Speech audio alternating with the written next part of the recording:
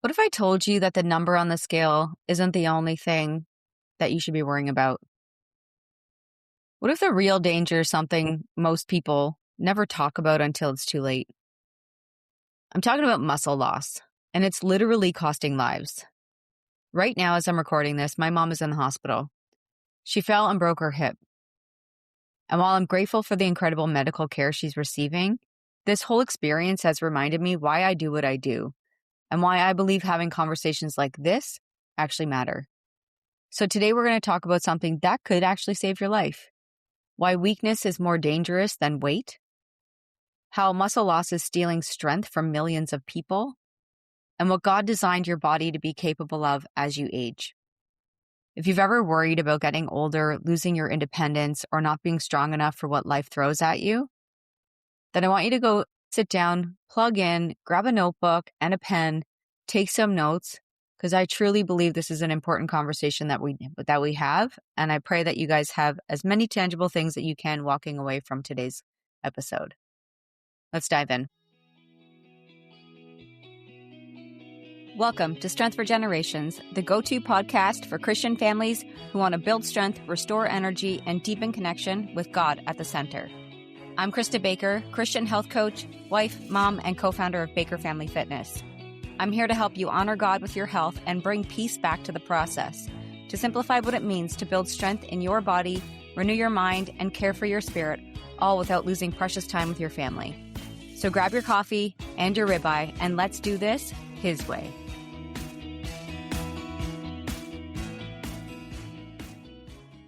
Okay, my friends, before we jump in, I want to make sure that you guys know about the Move Mountains Method 5-day training that I have.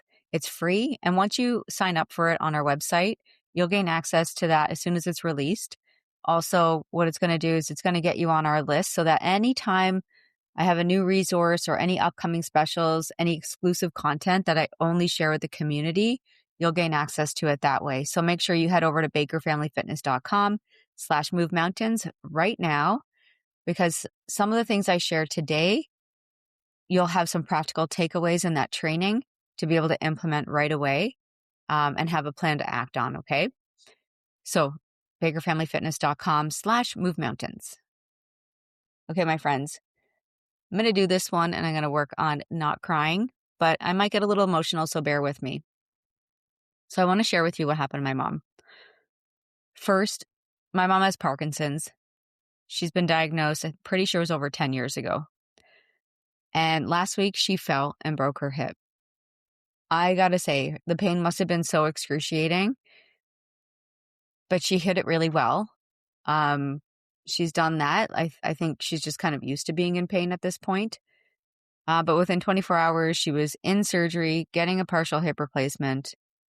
And that's where I think our healthcare system in Canada is actually good. They're really good at acute care, like emergency situations. They handle them fast and they handle them well. Like, paramedics bring her in, she gets checked out, and basically within 24 hours, she's done her surgery. But here's what's weighing on my heart. This didn't have to happen. Not like this, not this severely. You see, Parkinson's medications, particularly levodopa, can interfere with the absorption of vitamin B6 and folate. These nutrients are essential for muscle function and bone health. Many other common medications also deplete essential minerals from your body, things like calcium, magnesium, vitamin D, vitamin K2, all the nutrients your bones need to stay strong. But here's what most people don't realize. Strong bones aren't just about calcium. They're about the muscle that surrounds and protects those bones. So my mom's muscles they've gotten really weak. Her balance had deteriorated. It was hard. Like, there's not a lot of movement happening. There's a lot of movement involuntarily. Those meds also really interfere with the timing of even protein. So my mom would have to eat protein 2 hours away from that medicine because it would interfere. So there was always this like timing of when she could have certain things and when not. And then obviously, the other things start happening, right? But her muscles had gotten really weak and her balance was really off. So when she fell, her bones couldn't handle the impact because the muscles that should have protected them weren't strong enough. But this is happening to millions of people. There was a reason why. It was mind-boggling that I'm like, she's going in and within an hour, she has a new hip. Like that blows my mind that we've figured out how to get that in there within an hour. And I'm grateful that they were able to do that. Otherwise, she would never have stood again. But here's the facts that should concern you, okay? Every year, approximately 300,000 Americans are hospitalized for hip fractures. Here in Canada, we see about 30,000 hip fractures annually. And so, I mean, relative to population, pretty equal.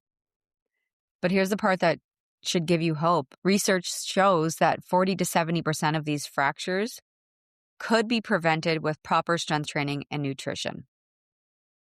That means most of these life-changing injuries don't have to happen. But here's what breaks my heart. Within 1 year of hip fractures, 20 to 24% of patients died. So when I did some research, it said 20 to 24. When I spoke to her doctor, he told me on average 25%. So nearly 1 in 4 people. The mortality rate is comparable to many cancers. And of those who survive, up to 50% never regain their previous level of independence. Like her doctor was like, if we can get her to 80% of what she was able to do before, then that's what they call success. And it's interesting because I'm still waiting I have a tear in my hip, so obviously not as severe, and I'm waiting for surgery still. And that's what the doctor said to me. If I can get you back to 80%, then I call that a success. But a lot of them, like, they go from living on their own to needing full-time care, and it continually gets worse. After the first hip fracture, the risk of a second fracture doubles. So these aren't just stats. These are people's lives. These are grandparents who can't play with their grandchildren. These are spouses who become caregivers instead of partners. These are people who lose their independence, their dignity, their quality of life. And the tragedy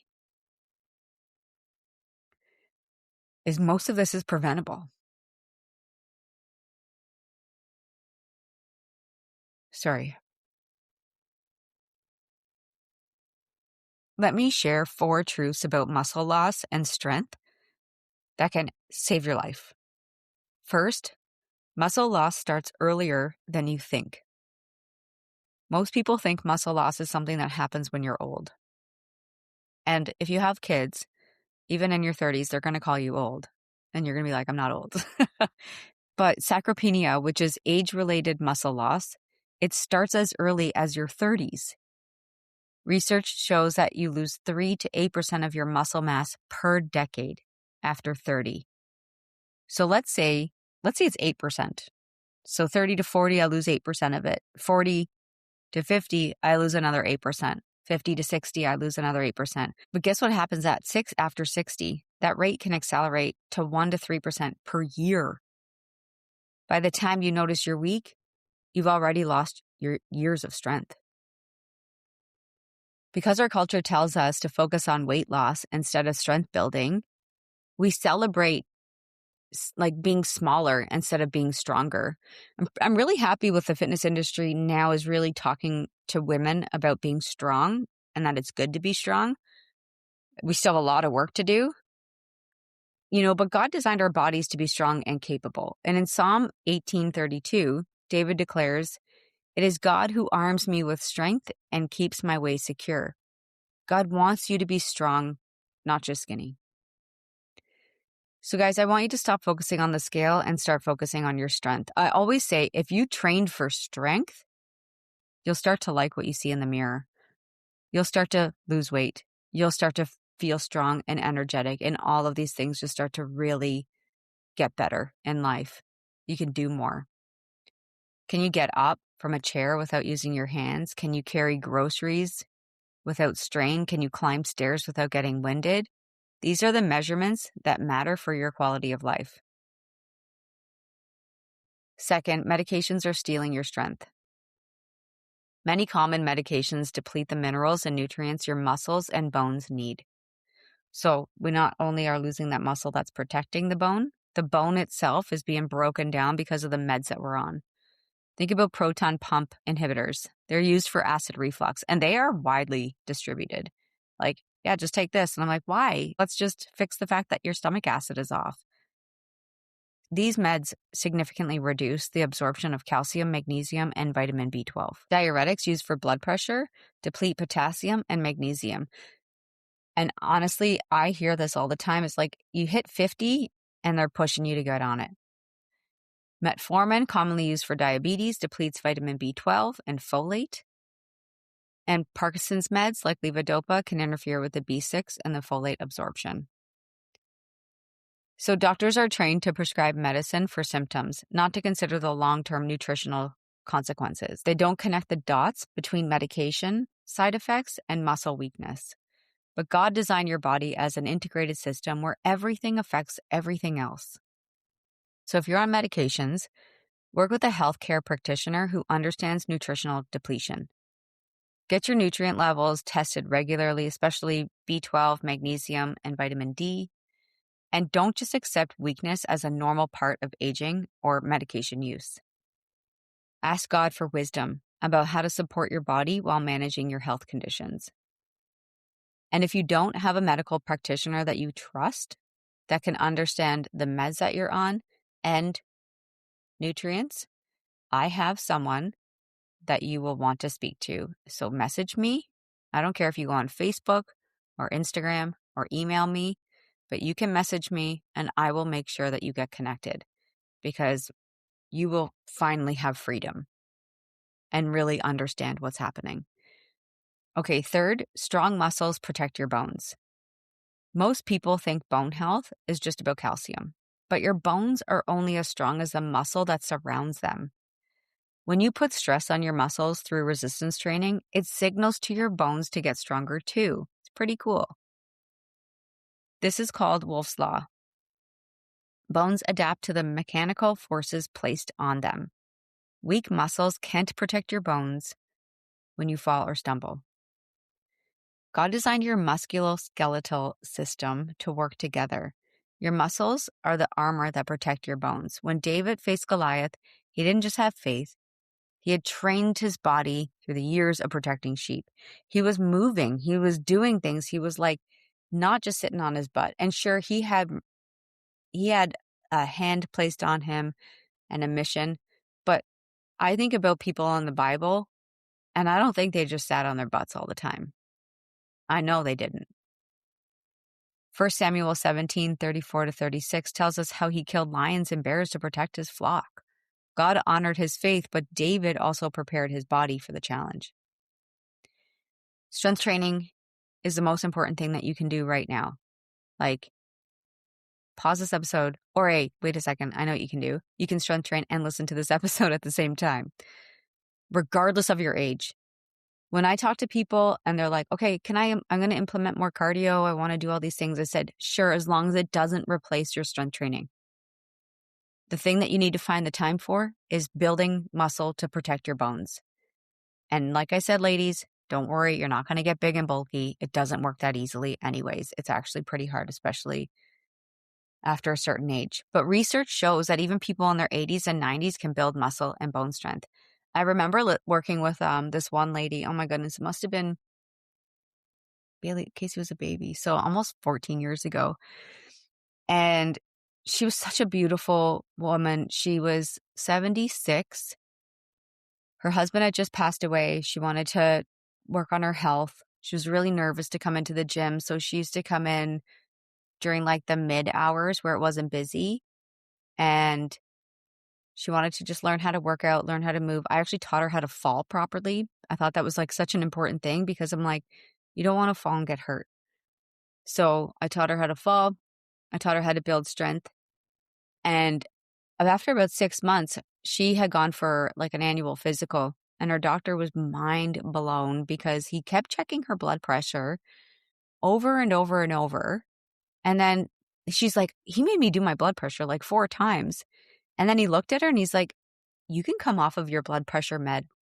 I don't think you need it anymore. She was on it for 14 years.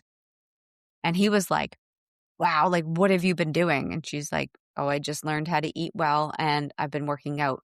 Mind-blowing, right? Listen, you got to focus on your, like those functional movements, things that we do every single day. We squat, meaning we get on and off a chair, in and out of a car, up and down, right?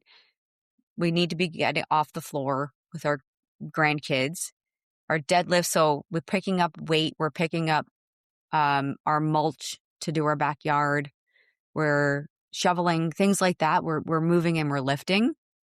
We're carrying stuff. Think about carrying your groceries, your pushes, so we're moving things out of the way, and your pulls, so we're kind of, I mean, I don't know how many times I do pulls in a day in my real life, but I know when I hang off of a bar and I pull myself up, it feels pretty awesome. But these are the movements that will keep you independent and strong. One way that they gauge your longevity is by your grip strength. So we want to make sure we focus on keeping our grip nice and strong. Okay, next we have weakness is more dangerous than weight. So we've been told that being overweight is the biggest health risk. And I do believe that having too much fatty tissue in the body can cause a lot of health concerns. But research published in the British Medical Journal shows that muscle weakness is actually a stronger predictor of mortality than obesity. So you can be thin and weak, and that's more dangerous than being heavy and strong. Muscle strength is directly linked to longevity and quality of life. So because muscle strength is what allows you to recover from illness, prevent falls, and maintain independence. Do you remember when Jesus walked this earth? He was a carpenter. That was physical, demanding work that required strength and endurance. God values strength and capability, not just appearance. And so I think it's important that we don't make all of our goals and everything to be an aesthetic thing. I'm always like, let's bring it back to the Lord. How can I honor my body? How can I serve him well? And I can't serve him well if I feel weak and tired all the time. You know, 1 Corinthians 6:19-20 reminds us that our bodies are temples. And we should be honoring God with them. This means building them up, not shrinking them down. So not just trying to fit into a little box and be like skinny. They actually call that skinny fat for a reason, because you don't have as much muscle on the body, which makes you more susceptible to injuries. So let's start to shift our focus just from the weight loss and bring it over to the strength gain. Like I said, if you start focusing on strength, you're going to lose weight anyways. Celebrate getting stronger, not just getting smaller. And measure your progress by what your body can do, not by what it weighs. Ask God to help you see your body the way he sees it, as something precious that deserves to be strong and capable. Okay, so here's some steps. First, we have to assess your current strength level. Can you get up from a chair without using your hands? That's a big one. Can you carry a gallon of milk up a flight of stairs? Can you lift a 20-pound bag of groceries? I always think, like Thanksgiving dinner, you got to go get you got a frozen turkey in one hand, and you've got your potatoes and, you know, all the other stuff in the other hand. Can you carry both of those bags up to the front door? If you can't do these things easily, you need to start building strength right now. Don't wait. Second, you're going to start with body weight exercises. So you don't actually need a gym membership to get stronger. We progress while we get stronger. So we start off with something smaller and then we move our way up. But if we're getting to a place where we need to move it up, that means that you're doing it consistently. So you might want to invest in some dumbbells and things like that. But oftentimes just like squats, wall pushes, modified planks, chair stands. So I call it like a sit to stand, where, you know, maybe you find like your ottoman and you sit on one end and you just stand up and slowly lower yourself back down and then back up. I want you to start where you are, but I want you to build on that gradually. When that becomes easy, that's when we start to have to add more, because your body's really smart. And it's like, oh, I'm good. I don't need to like build more muscle. I'm just going to stay where I'm at or pare down if I don't get enough food. So 10 to 15 minutes 3 times a week, that will make a significant difference. God honors faithful stewardship, even if you're starting small. Okay, third, I want you to address medication-related nutrient depletion. If you're on meds, I want you to research what nutrients they might be depleting. And then I want you to work with one of the doctors that I know, because honestly, they're going to look at your labs a lot differently, especially if your doctor hasn't studied this. If you're low on vitamin D and your doctor's just like, oh, take 1,000 IUs of vitamin D a day, that'll work. Sorry to be, not so kind, but no, you don't know what you're talking about. I'm sorry you don't. And so there's other people that do, and I will help you get connected to those people. If your body is depleted of all these minerals and nutrients, we could have iron overload as well. And so that takes a different level of attention and understanding with specific practitioners that can help guide you through that, because that's what's happening, is starting to pull the minerals out of the bones. So I don't want you to just accept weakness as the inevitable. Oh, I'm just getting old. No, rebuke that right now. Fourth, make strength training a spiritual discipline. Pray before your workouts. Thank God for what your body can do. I always wake up in the morning, I'm like, all right, got another shot at this. Let's go. What are we going to do today? I get to the gym, I'm like, or just go down the basement. All right, Lord, I'm going to strengthen my body right now.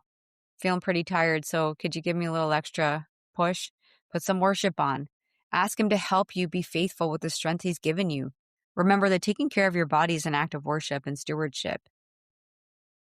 So I want you to think about your future self, okay? I don't know if any of you have listened to my 2.0 version. I think it might be like episode 8 or 6 or something like that. It was a while ago. But if you haven't, go back and listen to that. Who do you want to be? Who do you want to be when you're 70, when you're 80, when you're 90?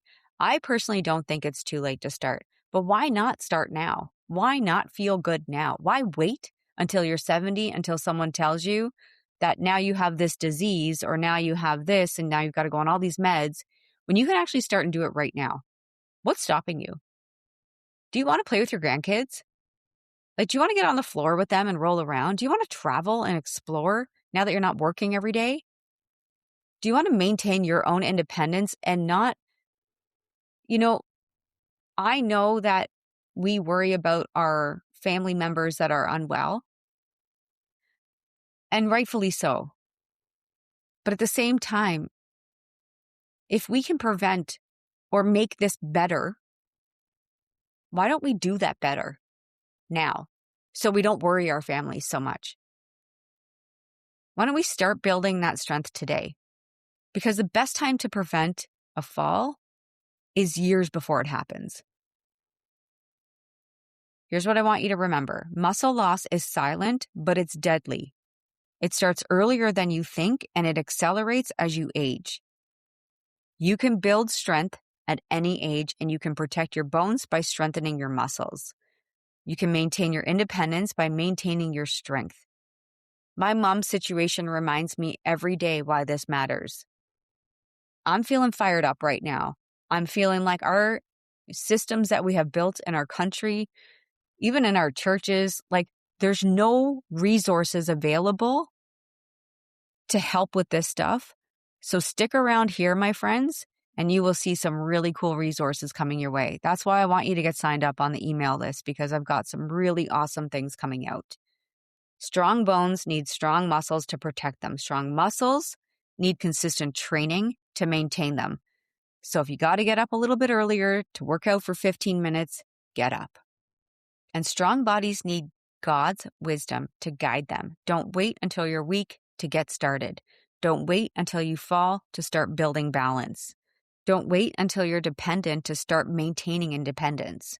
God designed your body to be strong and capable. He wants you to be able to serve Him and serve others well with strength and vitality. But you have to do your part. This statistic doesn't have to be part of your story. Those 300,000 hip fractures each year, they don't have to include you. The muscle loss that steals independence doesn't have to steal yours. So remember, my friends, if this resonates with you, just take action. Head over to bakerfamilyfitness.com/movemountains and sign up for the free training. I will walk you through all of this. I'm in your corner. I am here. I'm fired up. I'm ready to just keep doing what I'm doing and building more for his kingdom, because God has a plan for each one of us. And if I can be that resource for any of you, I would be honored to walk on this journey with you to help you figure this all out. It's not as hard as you think it is. It's actually a lot easier than we make it out to be.